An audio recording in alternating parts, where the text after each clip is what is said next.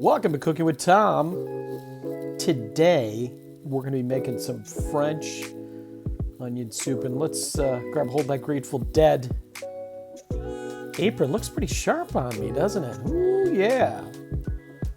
Papa Thom is in the house. Let's start out with a bunch of onions. And when I say a lot of onions, we got about 15 of them there.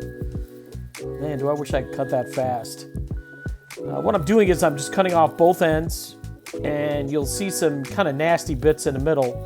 We're going to get rid of those at a later date, but basically you just cut both ends. I cut a little bit of a steam in the center, get the skin off.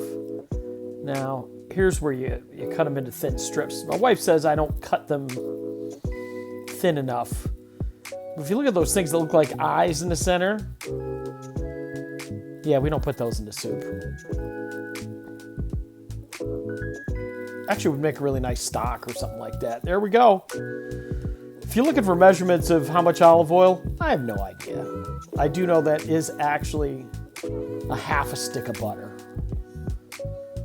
Use some good olive oil, too. All right. So now this is the part that took forever.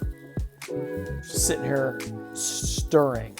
Now low temperature. Slowly stir them. This is about an hour, time-lapsed. And some people really like their onions to get to a mahogany flavor, or color, not flavor. In this case, I just bring them down to kind of a nice yellowish color. And as long as they're soft, it's going to work. And it takes a while, trust me. There's people when they do French onion soup, the onions look like they're just fried, like really dark. Maybe I just didn't have the patience, but it tasted fine. Now here's beef stock. Pour that stuff in. I just used one container. I don't even know how much is in a container. I started pouring a little and I thought maybe I'll make it a little thick. And there's some Worcestershire sauce. About 4 spritzes. And then we got some wine. In this case, it's a Fuji apple white. Some people like a burgundy, gives it a little more complexity and flavor. You can put whatever you want in there. Look at that fat hand of mine. Now, bay leaves. Last time my wife made this stuff, she got to take the bay leaves out, which was a bummer, to put it mildly. There's nothing worse than getting one of them big old bay leaves in your mouth. You reach in, pull it out, and it's like, ugh. Now let this baby simmer for about half an hour. And here I am looking at the soup. Probably should have stirred in the spices, which I did eventually. If those hands look different, it's because that's Mrs. Jennings. She's the one that's actually getting the second half ready. We got these soup crocks at a local Dollar General. They were nice looking enough.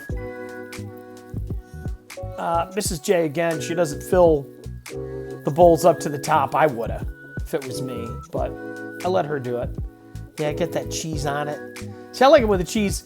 You go to a restaurant, a lot of times you have that just little cup, and it's got the bread on the top, and the cheese creates like a crown over the top of the bowl.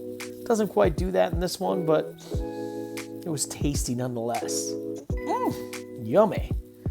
Some French onion soup. All right, special thanks to Nana Tracy for helping me out with this one. We'll keep doing these as long as you keep loving them. French onion soup.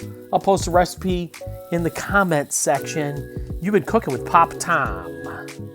French onion soup. See you next time.